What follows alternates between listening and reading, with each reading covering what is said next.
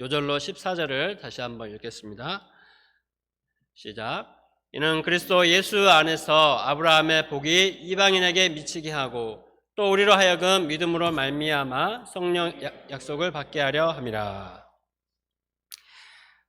우리가 2장 말씀을 통해서 의롭게 된 것이 율법을 지켜서가 아니라 예수님을 믿음으로 된 것임을 배웠습니다. 또 예수님을 영접하게 되면 우리의 옛 자아가 그리스도와 함께 십자가에 못 박혀 죽고 내 안에 그리스도께서 사시게 된다는 사실을 또한 배웠습니다.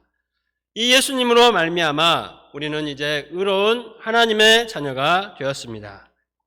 우리가 예수님이 우리 안에 거하시게 된 이 축복과 은혜는 세상 그 어떤 축복과도 바꿀 수 없는 소중한 것입니다. 우리는 이 축복을 소중하게 간직하며 누리는 이 복된 신앙생활을 해야 합니다. 그런데 갈라디아 성도들은 이 하나님의 축복을 잘 간직하지 못했습니다. 그래서 사도 바울은 그들을 책망하며 믿음을 가지라고 간절하게 호소합니다.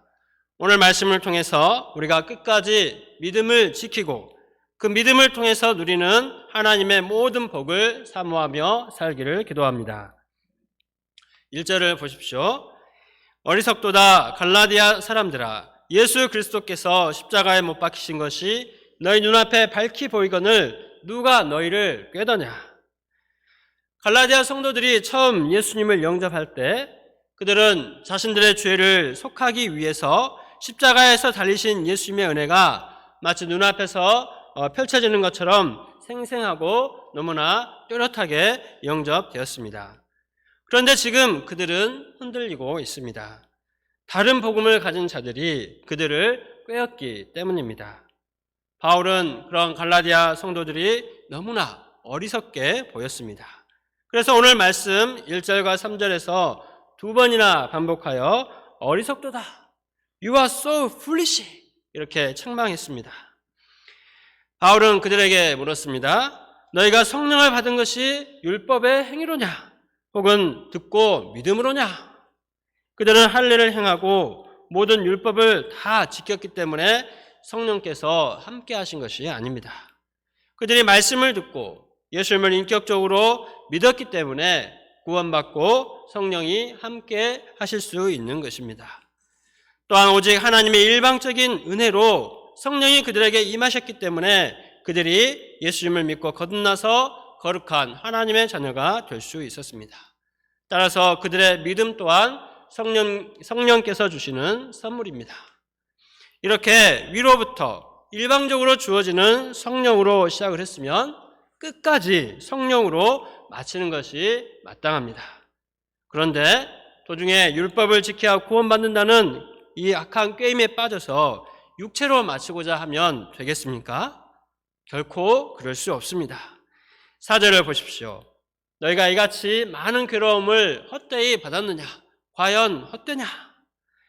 갈라디아 성도들은 예수님을 영접하고 믿음을 지키느라 많은 괴로움을 받았습니다. 사람들은 예수님을 믿는 그들을 이상하게 여겼습니다. 로마 황제를 비롯해 온갖 우상들을 숭배하던 사회에서 예수님을 믿는 그들은 정상적인 사회생활을 하기 힘들었습니다. 경제활동도 자유롭게 하지 못했습니다. 그러니 그들의 삶이 얼마나 힘들고 비참했겠습니까? 또한 그들은 유대인들에게서도 많은 고난을 받았습니다. 율법의 행위를 강조하는 유대인들에게서 차별 대우와 핍박을 받았습니다. 갈라디아 성도들은 이처럼 많은 괴로움을 당했지만 그들과 함께 하시는 성령님을 의지해서 꿋꿋하게 견디며 믿음을 지켰습니다. 그런데 이제 와서 그 괴로움 때문에 믿음을 버리고 율법의 행위를 쫓아가려고 한다면 그동안의 모든 괴로움이 말 그대로 헛되게 됩니다. 요즘도 한국의 많은 크리스찬들 중에 이런 사람들이 많이 있습니다. 정통 교회를 다니다가 제대로 성경을 가르쳐준다. 무슨 구원의 비밀을 가르쳐준다. 하늘이 열려서 계시를 받은 우리 누가 와서 하늘의 비밀을 알려준다. 이렇게 말하는 사람들의 꾀임에 빠져서 이단에 빠진 사람들이 신자들의 20% 정도나 된다고 합니다. 또 우리가 세상을 살면서 믿지 않는 사람들 사이에서 믿음을 지키고자 할 때 많은 고난을 당합니다. 이렇게 우리가 이 갈라디아 성도들처럼 괴로움을 당할 때 무엇을 기억해야 합니까? 5절을 보십시오. 5절을 같이 한번 읽어보겠습니다. 시작. 너희에게 성령을 주시고 너희 가운데 능력을 행하시는 이의 일이 율법의 행위에서냐 혹은 듣고 믿음에서냐. 하나님께서는 우리에게 성령을 주시고 우리에게 능력을 행하셨습니다. 여기서 능력은 영어 성경에 미라클로 번역을 했습니다. 기적이라는 것입니다. 과거에 우리는 하나님과 원수였습니다. 그런데 예수 그리스도로 말미암아 이제는 하나님의 자녀가 된 것이 그야말로 미라클입니다. 우리가 여기 앉아 있다는 것 자체가 우리의 과거를 생각해 보면 있을 수 없는 미라클입니다. 남편을 5이나 갈아치운 사마리아 여인이 영생의 샘 되신 예수님을 만나고 사마리아의 복음 전도자가 된 것이 기적입니다. 과거 복음의 비방자요, 박해자요, 폭행자였던 사울이 변화되어서 하나님의 은혜의 복음을 증거하는 일을 마치려 하면은 자신의 생명도 조금도 귀한 것을 여기지 아니하는 바울로 변화된 것이 기적입니다. 이러한 능력의 역사, 기적의 역사가 어떻게 일어나게 되었습니까? 율법의 행위에서입니까? 우리가 무슨 특별한 율법을 지켰습니까?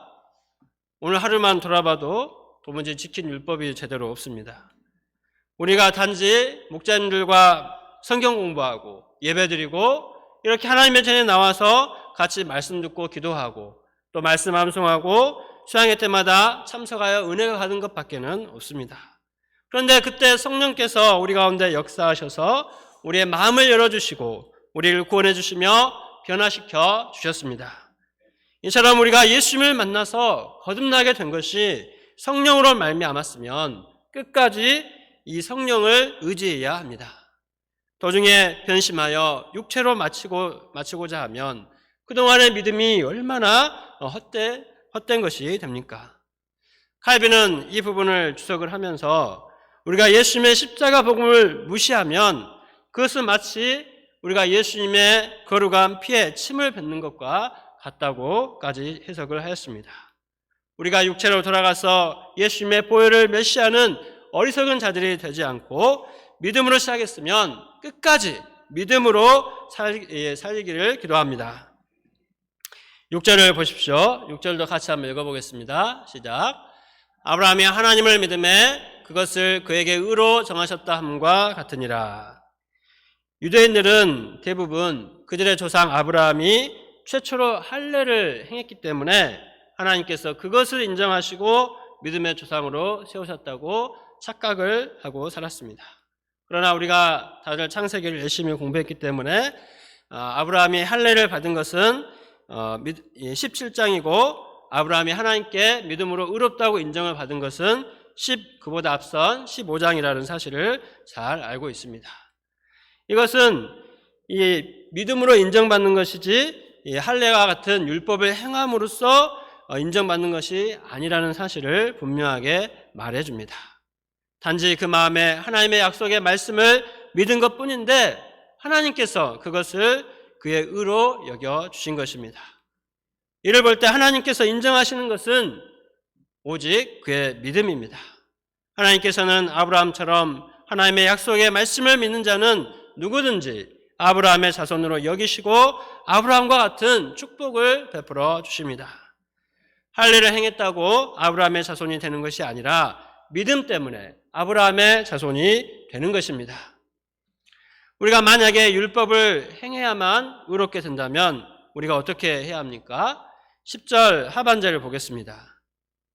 누구든지 율법책에 기록된 대로 모든 일을 항상 행하지 아니하는 자는 저주 아래에 있는 자라 하였습니다. 신명기 27장 26절에 나온 말씀인데 신명기에 보면 얼마나 많은 율법이 적혀 있습니까? 율법을 또 다 세보면 613개가 된다고 하는데 그 온갖 일들을 우리가 항상 행해야만 구원을 받을 수 있습니다. 그러나 우리가 어떻게 항상 온갖 일들을 다 완벽하게 해낼 수가 있겠습니까? 우리 인간은 결코 하나님 앞에 행위로는 완벽할 수 없습니다. 11절을 다 같이 읽어보겠습니다. 시작. 또 하나님 앞에서 아무도 율법으로 말미암아 의롭게 되지 못할 것이 분명하니 이는 의인은 믿음으로 살리라 하였습니다. 하나님 앞에서는 그 누구도 율법을 통해서 의롭게 되지 못합니다. 그러므로 의인은 무엇으로 말미암아 삽니까? 의인은 믿음으로 말미암아 살아야만 합니다. 율법으로 하면 우리 모두는 저주를 받아 죽어야 마땅합니다. 사실 율법은 하나님의 백성을 이 생명과 축복으로 인도하기 위해서 주신 것입니다. 그런데 사람은 죄악된 본성으로 인해서 그 율법을 지킬 수가 없어서 생명과 축복의 율법이 도리어 죽음과 저주가 되어버렸습니다. 이 율법의 저주를 해결하기 위해서 예수 그리스도께서 오셨습니다. 13절을 보십시오. 13절도 다 같이 읽어보겠습니다. 시작. 그리스도께서 우리를 위하여 저주를 받은 바 되사 율법의 저주에서 우리를 속량하셨으니 기록된 바 나무에 달린 자마다 저주 아래에 있는 자라 하였습니다. 하나님의 아들 예수 그리스도께서 우리를 위하여 대신 저주를 받으셨습니다. 우리를 위해서 찬양과 존귀와 영광 가운데 계신 분이 멸시를 당하고 모욕을 당하고 버림을 당하셨습니다.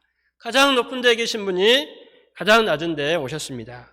생명의 주인이 죽음에 처했습니다. 바로 우리를 죄와 죽음으로부터 구원하시기 위해서였습니다.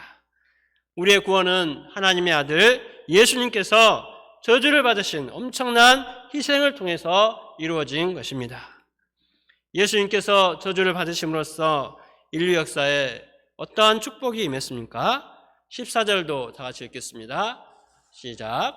이는 그리스도 예수 안에서 아브라함의 복이 이방인에게 미치게 하고 또 우리로 하여금 믿음으로 말미암아 성령의 약속을 받게 하려 함이라. 첫째, 예수님께서 십자가에서 저주를 받으심으로써 이방인들도 아브라함의 복을 받게 되었습니다. 아브라함의 복은 죄와 죽음으로부터 벗어난 구원입니다. 그는 나이가 많아서 잉태할 수 없었는데 하나님의 은혜와 능력으로 후손을 낳았습니다. 그리고 하나님의 역사에 구원 역사에 쓰임 받았습니다. 그는 하나님의 사람으로서 하나님의 은혜와 영광을 드러내며 살았습니다. 이런 복이 바울 시대는 물론이고 오늘 우리에게도 똑같이 미치고 있습니다. 중요한 것은 우리가 이 사실을 확신하고 믿음으로 멋있게 사는 것입니다. 미국에서 구리강산 사업을 하던 한 여성 부자가 2011년에 3억 7천만 달러, 대략 3천억입니다. 이 엄청난 유산을 남기고 104세로 죽었습니다. 그녀는 먼 친척들에게 많은 유산을 나눠줬는데 한 친척이 1,900만 달러, 대략 200억 원의 유산을 상속받았습니다. 그런데 그 먼 친척은 돈이 없어서 노숙 생활을 하고 있었습니다. 이 회사에서는 그 상속인을 찾으러 나섰습니다. 그러나 그는 부자들을 욕하고 가난한 자신의 신세를 한탄하며 살았습니다. 그는 자기가 엄청난 돈을 상속받은 사람이라는 사실을 몰랐기 때문입니다. 결국 그는 추위에 떨다가 죽었습니다. 나중에 찾고 보니 그 노숙인이 바로 이 엄청난 유산을 상속한 사람의 상속인 중에 하나였습니다. 그 사람은 참 복이 없어도 정말 지질이 복이 없는 사람처럼 보입니다. 그런데 그 복 없는 사람의 모습이 어쩌면 우리의 모습일 때가 있습니다. 하나님께서 아브라함에게 주신 복을 이미 받았는데도 그 사실을 모르고 사는 사람들이 많기 때문입니다. 하나님의 아들, 딸이 되었고 하나님의 구원 역사에 쓰임받고 있는데도 그 사실을 모르면 이해와의 불쌍한 노숙인처럼 살게 되는 것입니다.